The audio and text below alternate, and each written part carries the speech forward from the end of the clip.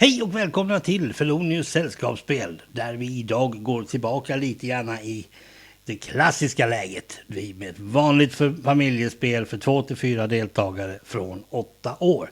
Det heter Rancher och bygger väl förmodligen mycket på våra westernserier som gick på svensk tv i slutet på 60, början på 70. Det liknar lite Bröderna Cartwright, Bonanza.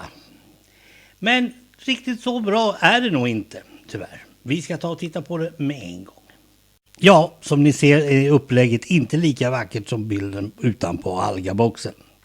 Här handlar det om att gå i en viss riktning med sin fantastiska spelpjäs. Det här måste jag säga, det är väl det snyggaste vi har på det här spelet.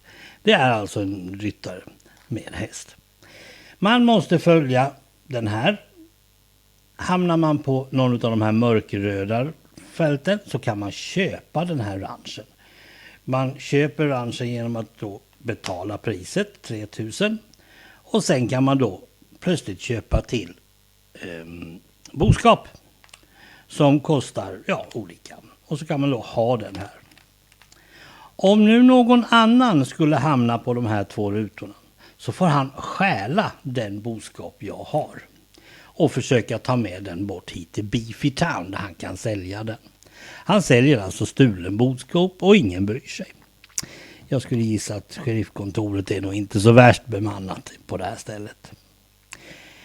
Skulle jag däremot komma ikapp den här boskapstjuven eller passera honom, då får jag tillbaka min boskap och framförallt jag får också böter på hela 5000 kronor. Det är ungefär vad Devil's Creek kostar. Det handlar inte om stora siffror som ni förstår. Och att samla på sig en massa boskap, du måste ju själv driva den till Beefy Creek vid något tillfälle. Det är ju faktiskt så det går till. Man börjar med 15 000. Man bestämmer helt enkelt hur länge man vill spela. 1 eller 2 timmar kanske, det kan väl vara trevligt. Och sen när speltiden är slut, sätt gärna en äggklocka att ringa. Därför att annars blir det diskussioner, det lovar er. Och när man har spelat då ett antal så är det färdigt. Och allt bestäms utav en tärning. Det finns dock en strategisk grej som jag tycker är mycket intressant. Och det är faktiskt det här som kallas för en genväg. Den här gula vägen får bara ensamma ryttare utan boskap rida på. Så om jag nu skär någons boskap med Devil's Creek så kan jag alltså åka fram och hamna före honom och därmed stoppa honom. Därför är det inte lönt att köpa Three Oaks om du inte menar att ta boskapen direkt till Beefy Town. Det är liksom ingen vits att ha den, för där finns nämligen ingen sån.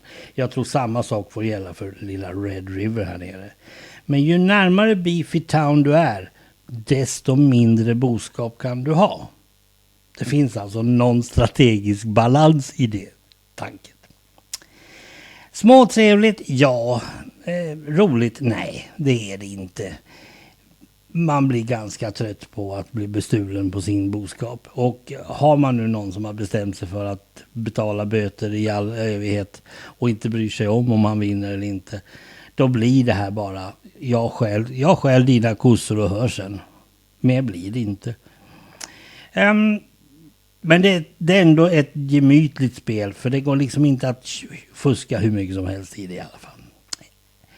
Men om ni får tag i ett, jag kan ju säga det också, att det tycks vara svårt att få tag i. Så är det sådana människor som samlar på spel, så är det här nog att rekommendera att leta efter faktiskt. Jag har velat ha det ganska länge och jag fick det bara utav ren tur.